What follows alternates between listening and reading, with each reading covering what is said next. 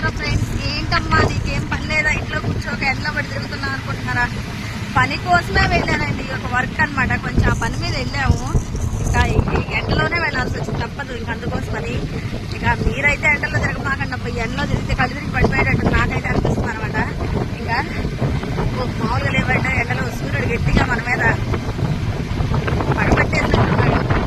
కొంచెం ఏదైనా వర్షాలు పడి చల్లబడితే బాగుంది అనిపిస్తుంది నాకైతే. పని ఉంటే తప్పితే బయటకు రాకండి అబ్బో, ఎండలో మామూలుగా లేదు. ఎక్కడన్నా మా వారు ఆపి ఒక చెరుకు రసం ఎక్కిస్తారేమో అని చూస్తున్నాను.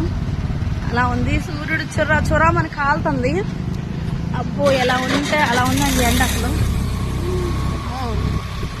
నేను స్కార్ఫ్ తీసుకొని ఇంట్లోనే పెట్టేసి మర్చిపోయి బయలుదేరేటప్పుడు అలా ఉంది మన తెలివి. ఇంకేం చేస్తాంలే కానీ అందుకే మళ్ళీ జాగ్రత్తగా వెళ్తున్నాం. ఇంటికి పని అవ్వలేదు ప్రజెంట్.